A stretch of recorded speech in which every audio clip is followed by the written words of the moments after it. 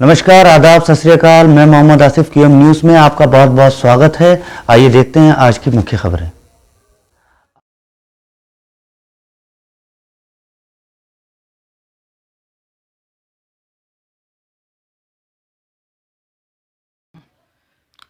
मेरा नाम फरहत मेहदी, मैं सहारनपुर से शिया समुदाय का एक समाज सेवी कह सकते हैं और ख़िदमत गुज़ार कह सकते हैं। सर, ईद उल अज़हा के बारे में क्या कुछ कहना चाहेंगे आप? ईद गदीर इस्लामी ईदों में सबसे बड़ी ईद की हैसियत रखती है। इस सिलसिले में अगर मैं बात करूं तो ये बात यहाँ से शुरू कर सकता हूँ कि नुक्ताए तकमीले कार अंबियाई है गदीर। नुक्ताए तकमीले कार अंबियाई है गदीर, अज़मत इस्लाम की जलवा नुमाई है गदीर। ए मुसलमान देख ये दौलत कहीं गुम हो न जाए, मुस्तफ़ा की ज़िंदगी भर की कमाई है गदीर। अगर आप इसी तरीके से मेरे नाज़रीन इस बात को सुने कि मुस्तफ़ा हज़रत मोहम्मद मुस्तफ़ा सल्लल्लाहु अलैहि वसल्लम की ज़िंदगी भर की कमाई है गदीर, अगर पूरी ज़िंदगी पैगंबर की हमारे सामने हो और उनकी मुश्किलात हमारे सामने हो और पैगंबर का मनसब हमारे सामने हो कि 1,23,999 अम्बिया के बाद जिस शख्स को, जिस शख्सियत को, जिस ज़ात गिरामी को अल्लाह ने हमारे दरमियान भेजा, उसका नाम मोहम्मद अरबी हज़रत मोहम्मद मुस्तफ़ा था सल्लल्लाहु अलैहि वसल्लम। और आपके लिए ये हुक्म दिया गया जब इस्लामी साल का 12वां महीना शुरू हुआ और पैगंबर ने अपनी आखिरी हज से जब वापस आए, यानी वो 18 तारीख़ थी ज़िलहिज की, जो ये महीना चल रहा है 18 ज़िलहिज, इसमें पैगंबर पर अल्लाह की तरफ से वही नाजिल हुई और ये फरमाया कि ए पैगंबर, आपको जो हुक्म दिया गया है, आपको जिस पैगाम को देने का हुक्म दिया गया है वो आप पहुंचा दीजिए। ये एक बहुत तवील मौजू है।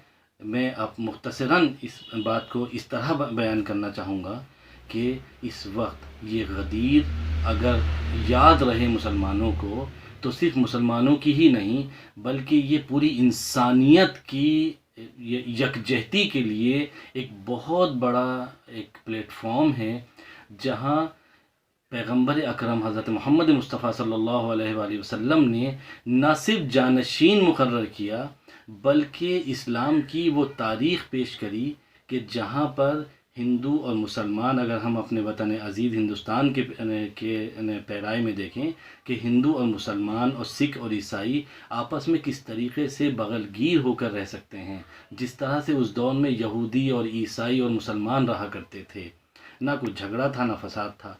आज भी अगर हमें इंसानियत को ज़िंदा रखना है तो मेरा पैगाम ये है कि गदीर को ज़िंदा करना पड़ेगा और हम इसमें हर मुमकिन कोशिश कर रहे हैं। और हमारे साथ एक बहुत बड़ा एक ग्रुप है जो गदीर के पैगामात को नशर कर रहा है, फैला रहा है, और एक दिन वो आएगा कि गदीर इस्लाम का एक बहुत बड़ा परचम गदीर के नाम से पेश किया जाएगा। और गदीर सिर्फ, मैंने जिस तरह अर्ज़ किया, सिर्फ जानशीन हज़रत अमीरुल मोमिनीन हज़रत अली अलैहिस्सलाम को जानशीन बनाने का ही मरहला नहीं था, बल्कि जानशीनी एक मरहला था और दूसरा जो मरहला इस्लाम की तालीमात को मुकम्मल होने का एक ऐलान था।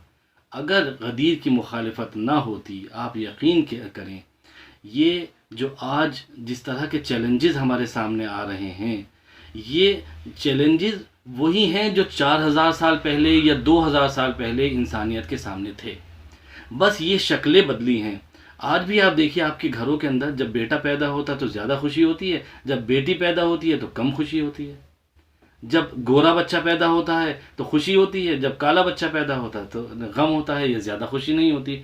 तो ये वही 4000 साल पहले की जहनीत थी जिसको रसूल अकरम ख़त्म करना चाहते थे कि अल्लाह ने जो इंसान बनाया है वो सब बराबर हैं, इसमें ना कोई काला है ना कोई गोरा, ना मोटा है ना कोई पतला, ना कोई लड़का है ना लड़की, सब बराबर हैं। और इस्लाम ने लड़की और औरत की जितनी हिफाजत करी है, जिस मकाम पर पहुंचाया है, वो किसी भी माशरे में हमें देखने को नहीं मिला है और ना मिलता है, ना तारीख़ में मिला है ना आज मिल रहा है।